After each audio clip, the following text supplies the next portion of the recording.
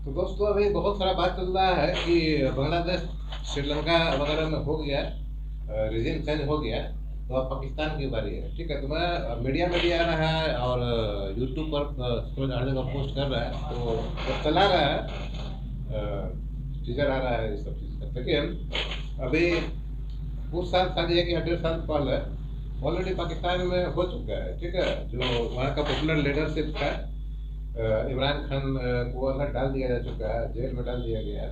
उसको निकालने के लिए भी बहुत सारा प्रोटेस्ट हुआ है, और वहाँ पर उस समय वो सक्सेस नहीं हुआ है। ठीक है, सक्सेस नहीं हुआ है। क्यों नहीं हुआ है, बहुत आसानी से आप समझ सकते हैं। ठीक है, वो पाकिस्तान का जो फॉरेन रिलेशनशिप है, देखिए बहुत ध्यान से सुनिएगा, बहुत इंटरेस्टिंग है। पाकिस्तान का जो फॉरेन रिलेशन है वो अमेरिका और चाइना के ऊपर डिपेंड करता है। चाइना वहाँ पर इंफ्रास्ट्रक्चर बना रहा है, आपको मालूम है, चाइना रोड बना रहा है और भी बहुत सारा चीज़ कर रहा है। प्लस थोड़ा सा डिफेंस में भी चाइना का इनपुट रहता है वहाँ। लेकिन अमेरिका जो है तो पाकिस्तान में वहाँ डिफेंस में करीब करीब 100% उसके हाथ में है। पाकिस्तान का डिफेंस टोटल आर्म्स है या न्यूक्लियर बम है, ये जो चीज़ है।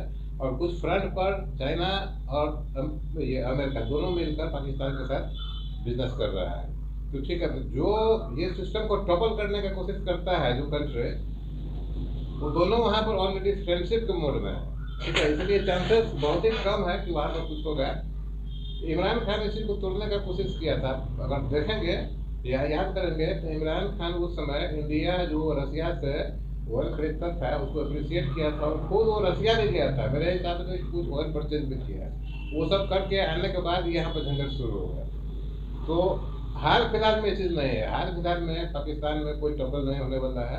लेकिन जैसे इंडिया में यूथ अधिक है, वैसे ही वहाँ भी यूथ अधिक है। 10-8 करोड़ तो होगा ही होगा यूथ, जिसको आप जनजी बोल सकते हैं। तो कभी भी वहाँ भी कुछ हो सकता है। लेकिन जो बैकअप देता है इस तरह के मूवमेंट को, जो कंट्री, उसमें से दो अमेरिका और चाइना।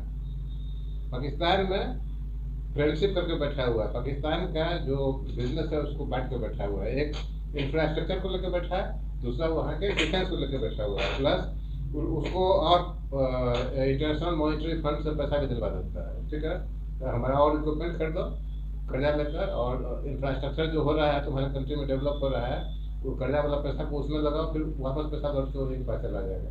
चाइना वही करता है। चाइना जितना भी इंफ्रास्ट्रक्चर वहाँ लगा रहा है, लोन चाइना ही देता है। ठीक है, शर्त क्या है कि जो बैक पेमेंट होगा, कॉन्ट्रैक्टर पेमेंट होगा, या जो भी पेमेंट होगा, वो चाइना का एक बैंक है या कोई बैंक है पाकिस्तान में, उसमें जमा होगा। पाकिस्तानी बैंक में जमा नहीं होता है। मतलब घूम फिर के पैसा चला गया, आपके यहाँ पूरा इंफ्रास्ट्रक्चर अपने हिसाब से लगा दिया। ठीक है, अब सवाल उठता है कि इंडिया में होने वाला है कि नहीं। अभी पाकिस्तान का इंटरनेशनल रिलेशन के बारे में आपको पता है, इंडिया का इंटरनेशनल रिलेशन कैसा है।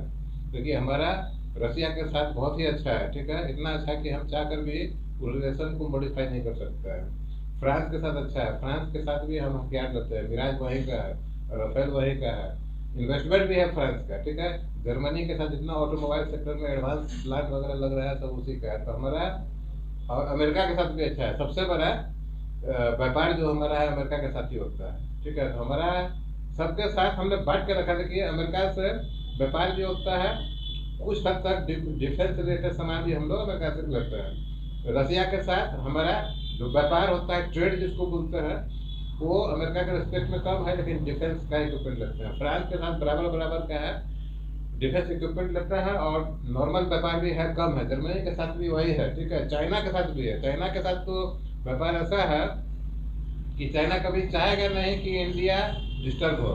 ठीक है, क्योंकि उसका चाइनीज गुड्स का सबसे बड़ा यहीं पर इंडिया में और अमेरिका में कस्टमर बैठा हुआ है। तो इंडिया में चांसेस कम है, लेकिन डिस्टर्बेंसेस वो लोग गवर्नमेंट को करता है। जिस गवर्नमेंट का पॉलिसी अमेरिका के हिसाब से नहीं होगा, उस गवर्नमेंट को डिस्टर्ब करने का कोशिश करेगा। ठीक है, लेकिन इतना बड़ा आंदोलन नहीं करता है, छोटा छोटा आंदोलन करता है, जैसे किसान का आंदोलन हो गया। ठीक है, या जेएनयू में जो वहाँ थिंक टैंक है उसको ट्रिगर कर दिया, बीएचयू में जो थिंक टैंक है उसको ट्रिगर कर दिया।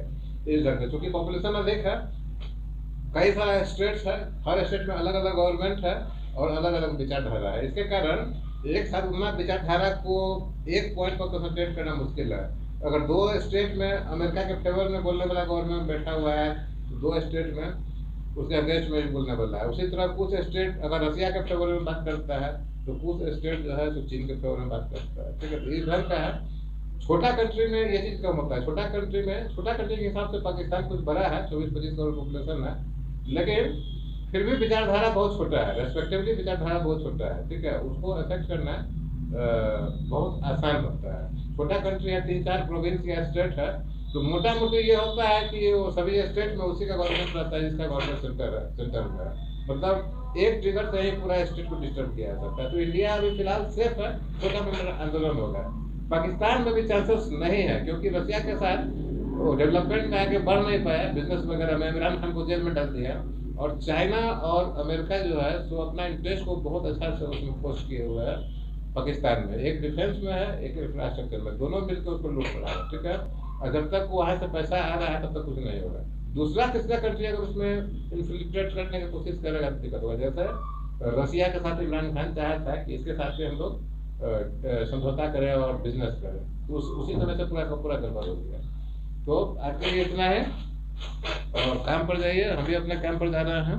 लेकिन अगल बगल भी ध्यान रखना पड़ता है, क्योंकि सभी इन्वायरमेंट मिलकर आपके बिजनेस, आपके नौकरी और आपका दैनिक चीज पर भी प्रभाव पड़ता है।